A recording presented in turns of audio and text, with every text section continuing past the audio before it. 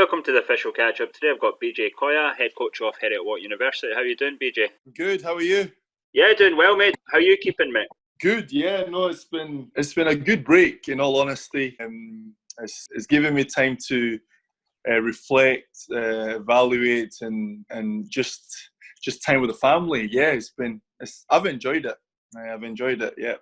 Keep your headspace right, keep active, and everything else. Absolutely. I mean, I've joined the bandwagon of going for the 5K. I'm not a big long distance runner, but in the last couple of weeks I've been doing long sprints. I've been doing 5Ks, and I've enjoyed that. So it's something that I'll continue when all this stops. So obviously this is not a good moment for a lot of people, but I think what this break has done is actually pause. People are much more relaxed. People can think more. So there's some light at the end of the tunnel. It's been good in that aspect. Definitely, mate. I played football from a young age, and I came to Scotland to studied at Heriot-Watt University. I played at Heriot-Watt for about 9 years, from 2001 to 2009 or 10. Then I went to Whitehall for a year, which was, again, very good, a good eye-opener for me. And then I came back to Heriot-Watt in 2010 to play under Mike Heriot. And I had a bad knee injury about 2012. Yeah, that was me. And I stopped playing then. What sort of inspired you to get into coaching? I think coaching for me, Mike Heriot was a big influence on me, because having been at Heriot-Watt for 9 years before Mikey came, when he came in, the detail in training, the detail in preparation just went up 3 or 4 levels, it was an eye opener for me. It wasn't really one that I wanted to get into coaching, but it gave me another idea of how to coach, the reason behind things. So he was quite inspiring in that aspect. And before that, we had a coach called John Young, who, for me, I think he's a Broth assistant manager just now. He taught me a lot about interpersonal skills, how to relate to people. That, for me, that's quite a big thing in coaching, because I think as a coach, you could do the best drills in the world. You could be tactically very good, but if you can't manage and interact with people, I just don't think. I think he showed that having good interpersonal skills was a big factor in coaching. So him and Mike Heriot were the two sort of biggest influences on me personally. Yeah, and I think you're spot on. Man management's a big thing. Yeah, you'll know yourself, obviously, that some players, some of them need a kick up the bum, if you will, and then other guys need an arm over the shoulder. Yeah, no, they do. I think, you can look at it in different ways. I think a kick up the bum as, yeah, you can say that, or you can ask players, you can speak to players and find out why they're not doing certain things and why they do certain things. I think getting to know the person is very important. I think if you, first and foremost, if you know the person, then you know how to treat the player. That's the way. I don't think it's the right or the wrong way. That's just the way I personally see it. But the environment at Heriot-Watt is very, very good. My two bosses, Ross Campbell, he's the assistant manager at Montrose. He's my boss at Heriot-Watt, along with Chris Seller, and the work they do in creating an environment for us as a team is unbelievable. It's just the environment they've created, the open-mindedness they've given us, they've just helped in a lot of way to make our job easier as coaching staff. Brilliant, mate. That's good, and helps as well for for your side of things. I've spoken to a few guys, obviously thanks to you, but fourth in the Conference A's, was that a good season for you? Personally, I've been in the job now 4 years.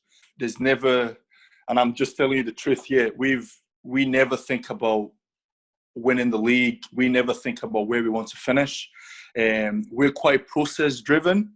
And the reason being we're quite unique because most of our players don't come until September. Okay. But the league starts in July. So we can, and it's a mixture of players that we get. Yeah.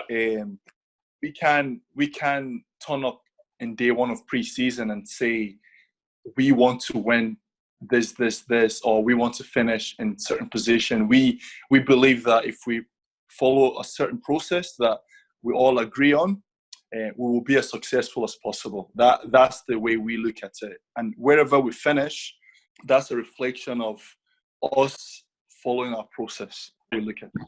Yeah, I take it success for you guys in terms of obviously the process and the development of players.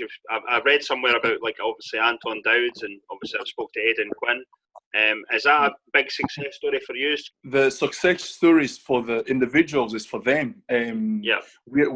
We're absolutely delighted for them when they get an opportunity to go and play at a higher level. As I said, the way we look at it, Aidan's an example.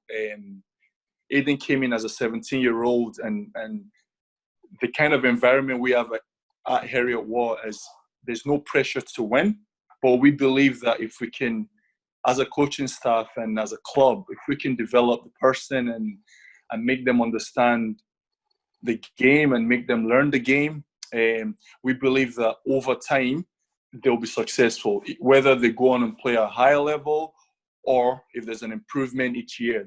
That's the way we look at it. We don't measure our success by where we finish in the table. We measure our success within ourselves and how we play, how we focus on the process. And Aidan is an example. He was there for 3 years, and he's went from east of Scotland to 4 leagues above and went to play for Montrose. So that for us is for Aidan is success. For us is a little success, definitely.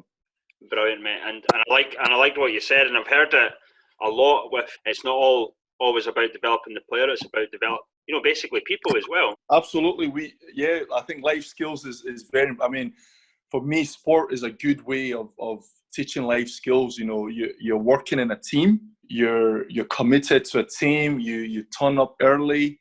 You give everything. So for us, we have to go at it in that perspective. We have to think about it as a life lesson, and for us, as long as the guys are enjoying themselves, we believe that the more they enjoy themselves, the more they feel, the more they don't have any pressure. We've got a high success of winning. And for example, this year we won the Box League. 2 years ago we won the 20s League. We won again the Box League. We finished, quite high up in the east of Scotland. So we follow those processes, and wherever we finish, we're always happy with where we are. Definitely. You're obviously the Scottish University as well. Yeah. No, that came about I think it was 3 years ago. Dorian was assistant coach, and he was appointed the head coach about 3 or 4 years ago, and he phoned me asking to come and be his assistant. And for me, that was a real to take on the role I've developed, because firstly I'm working with the best players, best university players in Scotland, exposure to playing other international teams. Yeah, so that for me, that's been a huge part of my coaching development, definitely. That's excellent. And you're involved with Hearts women's team as well. Yeah, no, I am, and again, that's another. I've only been there 3 months now. I don't know if you know Kevin Murphy. He's the head coach. He came from Man City, and he got in contact with me if I was interested, and yeah, I took on the role, and I'm loving it. I'm learning again a different side to the game, a lot of detail, a lot of preparation. I'm also working in a professional environment. Again, it's helping me as an individual, and I feel the more exposed I am to different things, the better I'll be as a coach, which in turn I can help the players at the university as well and at Hearts.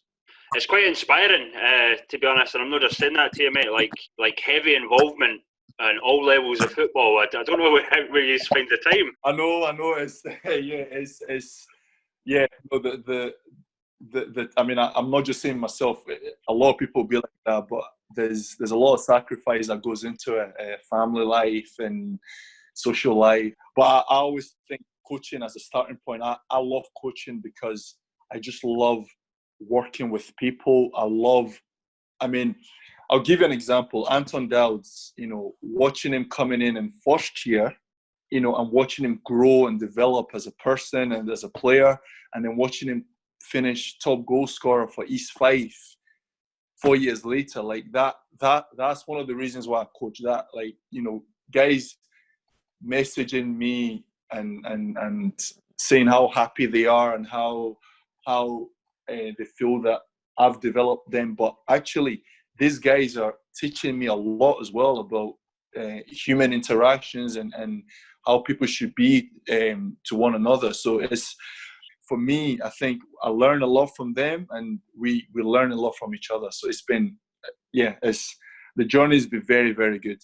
Quite meticulous in your sort of coaching. In all honesty, Mikey Rennick, as I mentioned earlier, Mikey Rennick brought a type of football.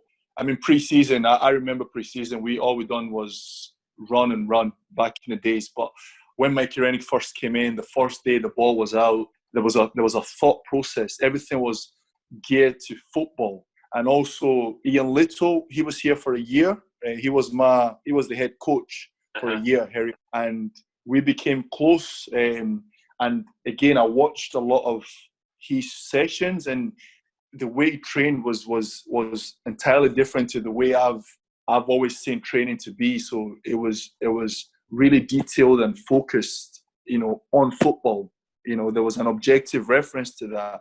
And so what my personal views, I've taken stuff from Rennick and I've taken stuff from Ian Little, and I also have ideas of how I personally think football should be played. I don't think it's the right or the wrong way.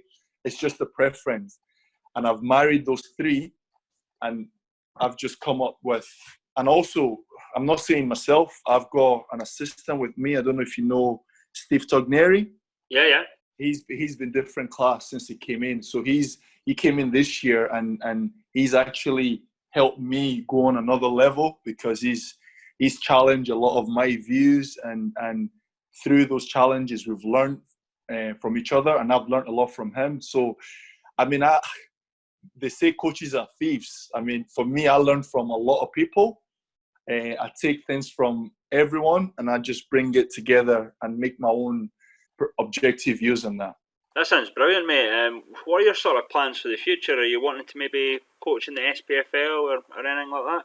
As long as I keep doing the right things at the university, as long as I keep focusing on the process and doing as best as I can, hopefully I could move up. I'd love to get an opportunity to coach higher up in the ladder, but personally, I'd love to go in and learn from under someone. That would be if I'm thinking about it, that would be my mission, to go in as a coach somewhere, learn under a head coach, work in a professional environment, work with older experienced players, and see how they react to different things.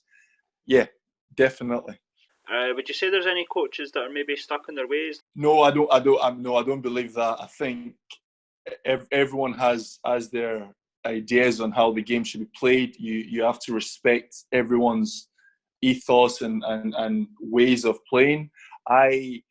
I mean, the way I look at it is there's 16 teams in the league. Okay, only one team can win a league. And I've got friends that challenge me and always say, "Oh, but why do you guys play like this? Why do you take risk? Why do you do that?" I just believe that if there's only one team that can win a league of 16, why not do something different? Why not try something different? And that's just the way we see it. And luckily, I've got guys at the university that I won't say buy into it. It's a collective effort. We discuss how we want to play, and we all come to a point, and we agree that right, this is what suits us best, and then we play.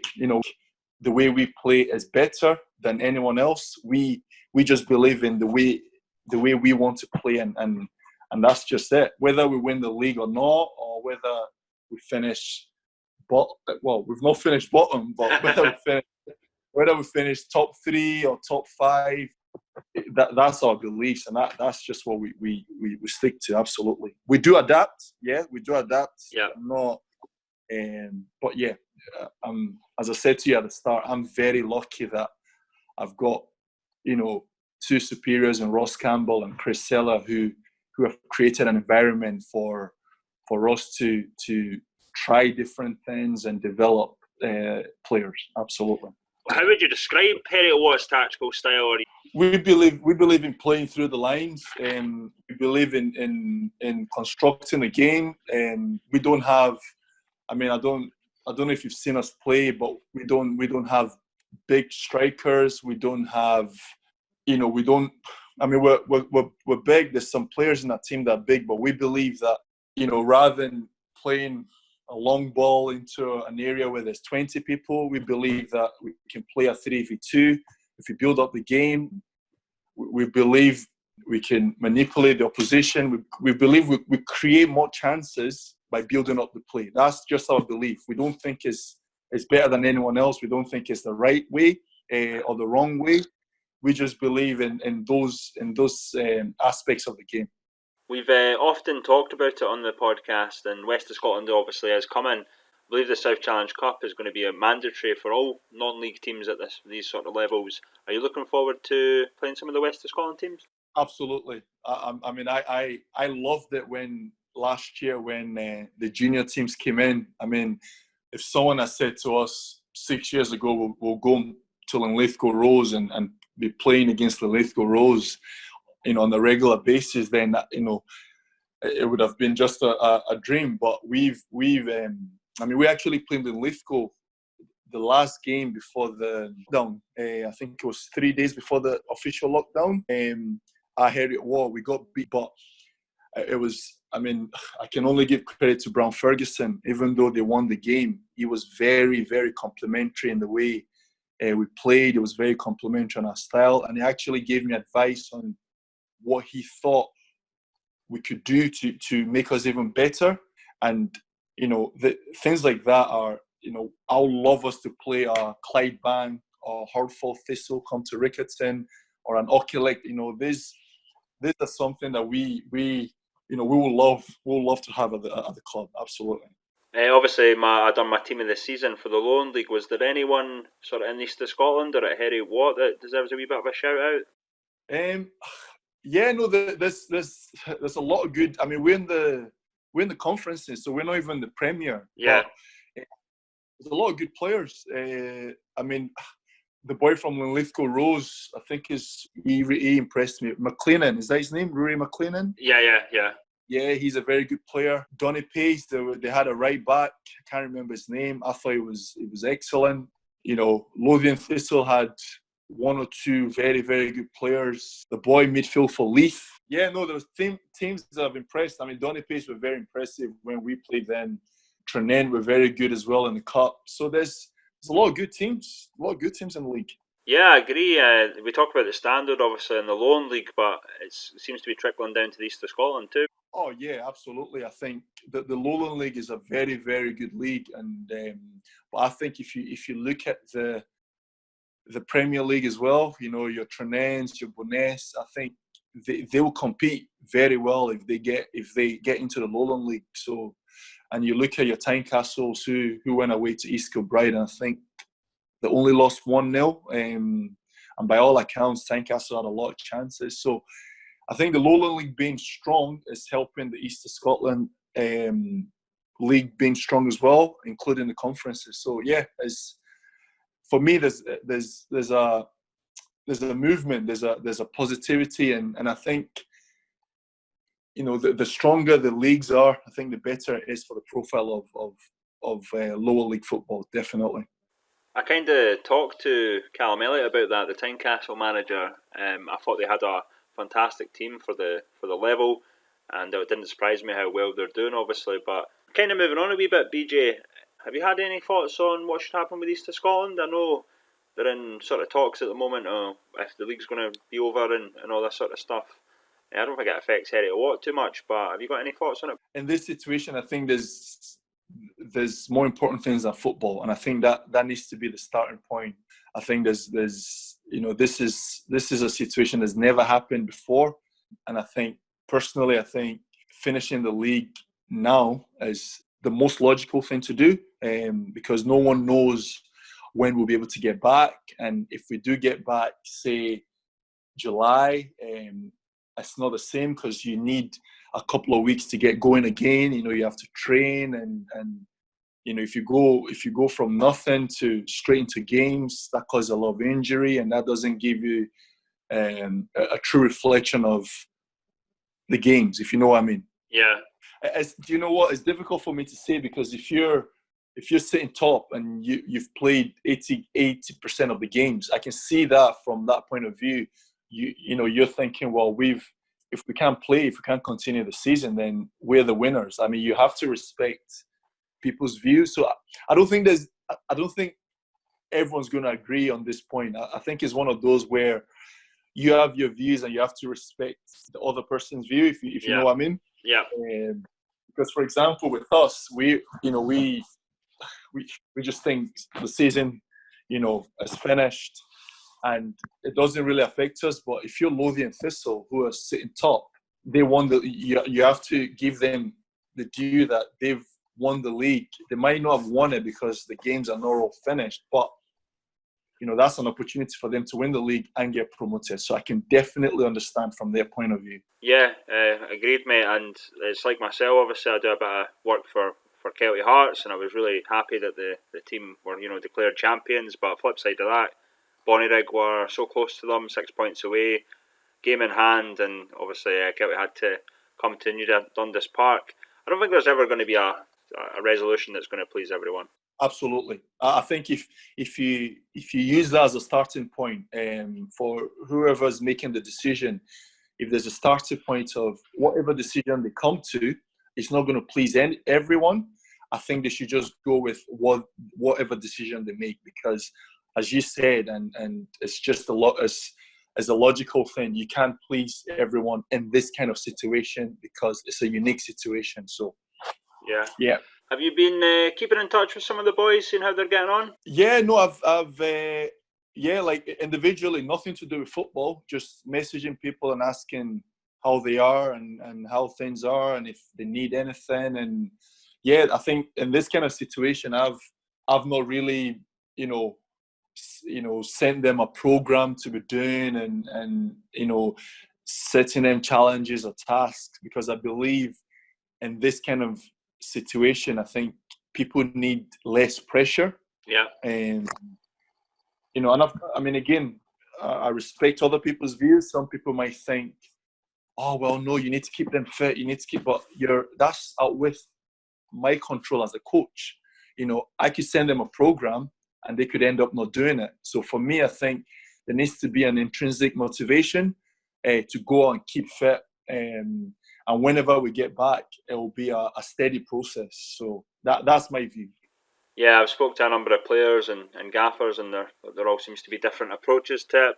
Just to end on a positive note, BJ, what are your sort of highlights of your coaching career so far? The highlight is, for me personally, has been seeing, the under-20s winning the development league and having at least, most of that team moved up to the first team, and there's a few of them that went up to other higher teams. So Cammy Ross at Broxbourne, Mark McGovern, and then seeing an Anton playing, seeing guys represent Scottish universities, seeing guys develop. There's every year for me has been a huge highlight for me. But that's the one that really stands out. That seeing those guys winning a development league to then go and better themselves. That's very important to me, because that's what development league is about. Brilliant, mate. That's excellent. I just want to say, I hope everyone keeps safe and keep well, and I can't wait till we get back to playing again. But thank you for your great work. The exposure you're giving to the league is unparalleled. So keep up the good work and keep safe, and make sure you go out for your jog this afternoon. Yeah, same to you, mate. I love the positivity of the chat. Appreciate you coming on. Thank you very much, mate. Take care.